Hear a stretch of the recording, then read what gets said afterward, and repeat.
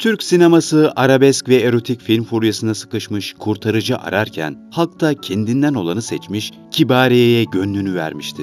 80 darbesinden sonra Türk sineması çıkış ararken biz Kibariye'nin sesiyle doğmuştuk her yeni güne. Onunla kara kışlardan geçtik. Çok ayrılıklar gördük, yine de pes etmedik, yine de yenilmedik. Peki kendini gencecik yaşında kurtlar sofrasında bulan Kibariye kimdi? Onu neden bu kadar çok sevmiştik? Gülünü soldurmayan bu ses kimdi? Asıl adı Bahriye Tokmak olan Kibariye, 10 Ağustos 1960 yılında Doğan ve Makbule Tokmak çiftinin ilk çocuğu olarak Manisa'nın Akhisar ilçesi Kapaklı köyünde doğar. Kibariye doğduğunda annesiyle babası henüz evlenmemesi nedeniyle nüfus kayıtlarına doğum tarihi daha sonra 1959 olarak geçer. 1981'de kayıtlardaki doğum tarihinin düzeltilmesi için mahkemeye başvurur ve 1960 olarak değiştirilir. 10 kardeştirler. Ailesi pamuk ve tütün toplayıcılığıyla geçinir. Ailesinin geçim sıkıntısı nedeniyle hiç okula gitmez.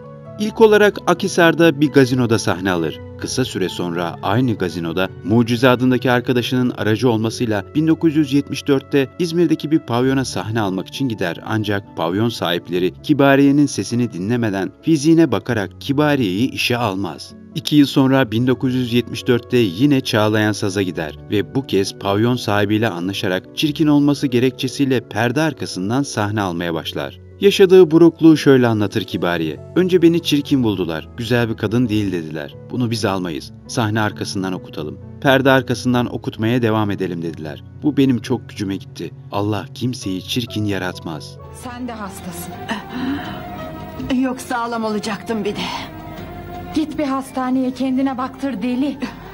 Bir an önce ölmek ister gibisin. Gibisi fazla be abla. Yaşayan insan ölmek istemez. Benim için fark eder mi be abla?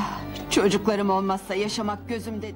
Ve mücadeleci Kibariye asıl o günden sonra doğar. Arkadaşının yardımıyla sahnedeki perde dahil hayatındaki tüm perdeleri aralayıp kabuğundan dışarı çıkmasını bilir. Aldığı ilk paraysa 150 liradır. Onun için başlayan dönüşüm ailesi için de başlamıştır çoktan. Babası boyacılık yapar. Annesi ise düğünlerde darbuka çalarak hayatını geçindirir.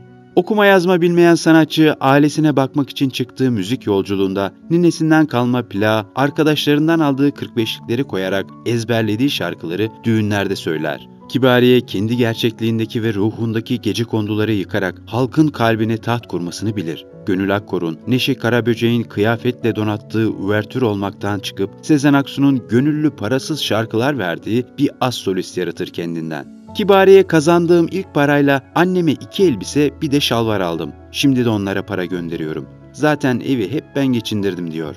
Kibariye daha çocuk yaşta bir evlilik yapar. Bu evlilik hüsran ve hayal kırıklığıyla biter. Kibariye eski eşim başkasını seviyorum dedi. Ben de iş bitti. Kendim boşandım. 7 milyar verdim boşandım der. İlk eşiyle ayrıldıktan sonra kötü günler geçirir. Uzun süre kendine gelemez. Çünkü çok kırılmıştır. Erkeklerden nefret ettim. Kendimi 9. kattan aşağı atıp intihar etmeyi düşündüm. Komşum Hülya abla beni kurtardı der. 1980'lerde İzmir sahnesinde çalışan Kibariye, o yıllarda İzmir fuarına gelen tüm sanatçıların dikkatini çeker. Bunların arasında Muzaffer Özpınar da vardır. Ünlü bestekar sanatçıyı o zamanlar İstanbul'da Stardust gazinosunu çalıştıran Turgut Akyüz'ü anlatır ve merhum Turgut Akyüz Kibariye'yi dinlemek ister.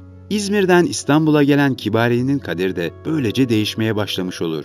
Gazinocu Turgut Akyüz tarafından çok beğenilen Kibariye, Stardust gazinosunda sahne almaya başlar. Artık o 25.000 lira alan bir az solisttir.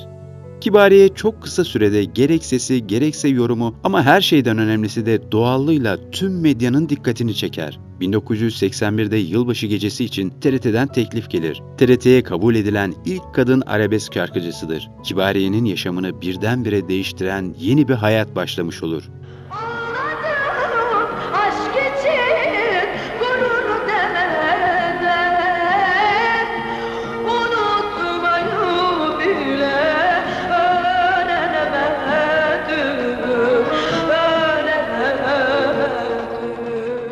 ...1982 yılında asıl çıkışını Kim Bilir şarkısı ve filmiyle yapan Kibariye bu filmde Fikret Hakan'la başrolde oynar.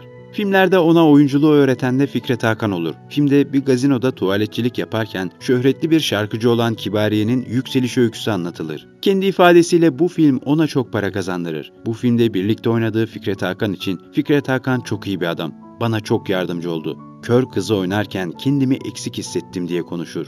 Hadi giy bu elbiseyi. Belki kötü kaderin bu gece değişecek. Hadi dediğimi yap. Bari sen alay etme Bahriyeli abi. Ben Hela önlerinde 3 çiçeği zor satan zavallı Kibariye koskocaman gazinoda ha? Evet Kibariye. Sen çileli, sen içli, sen insanların gönlüne temizliğinle heyecan verecek Kibariye. 1987 yılında Şen Sulu Kule, 2005 yılında Çeşmi Bülbül ve Hababam Sınıfı 3,5 filmlerinde de müzik hocası Nuriye olarak karşımıza çıkar. 1981'den 90'lara kadar 21 albüm yapar. 2000'lerde ise popüler şarkıları kendi tarzında yorumlar. Halkın Kibariye'ye gösterdiği yoğun ilgi çeşitli gazinolarda, gece kulüplerinde, Anadolu ve Avrupa turnelerinde çalışmasını sağlar. Bu çıkış özel kanallarında ilgisini çeker. İlk show programına Darısı Başınıza isimli evlendirmeyi konu alan eğlence programıyla Kanal 6 televizyonunda başlar. Daha sonra Eğlen Coş İşte Kiboş ismiyle ATV'de devam eder. Star TV'de Kibariye Show ve son olarak TGRT'de yapılan programla sona erer. Gerçekten bu sevgiye layık bir kardeşimiz. Çok teşekkür ederim. Harika. İnşallah şansın ederim. çok güzel olsun İnşallah. senin. Şimdi Tarkan'ın biliyorsunuz ben de söyledim de kasetime Vazgeçemem adlı şarkısını. Şimdi onu beraber Çok güzel. söyleyeceğiz değil mi? Onu beraber canlı söyleyeceğiz. olarak söyleyeceğiz. Ardından 2011 yılı Ekim ayında Kanal Türk'te Kibariye isimli programa başlar. Çeşitli yarışmalarda da jürilik yapan Kibariye 2016 yılında 85. İzmir Fuarı'nda Tepecik Filarmoni Orkestrası ile birlikte konser verir. Ve İstanbul Maçka'da gazino günlerini yaşatmak için düzenlenen Küçük Çiftlik Park'taki yeni bir feste Kenan Doğulu ile birlikte sahne alır. Bu kadar yükseliş ardında nasırlaşan bir kalp bırakır ve Kibariye babasını kaybetmesine bir yıl sonra ağlar. Aklındaysa o günden tek kalan babasının öldüğünde boya içinde kalmış elleri olur. 21 Aralık 1979'da annesinin karşı çıkmasına rağmen taksi şoförü Tunay Ürek'le evlenen Kibariye 1996 yılında boşanır. 1999 yılında ikinci evliliğini Ali Küçük Balçık'la yapan Kibariye'nin bu evliliğinden Birgül adlı bir kızı vardır. Zamana karşı hala çocukça kalmayı başaran usta yorumcu, doktorların yüksek şekere bağlı beyin kanaması geçirirsin, pesten şarkı okuma artık demesine rağmen bizi 80'lerin ruhuna götürür. Ve inadına annem, isyanım var ve kim bilir şarkılarını okur. Yaşadığın tüm engellere rağmen hayatındaki tüm darbeleri sesinle yıkarak sevdirdin kendini. Sesin ne kadar genç kalsa da hafızalarımızda büyümesini bildik biz şarkılarında. Bir videomuzun daha sonuna geldik. Diğer videolarımızdan haberdar olmak için kanalımıza abone olmayı ve bildirim zilini açmayı unutmayın. Sağlıkla kalın.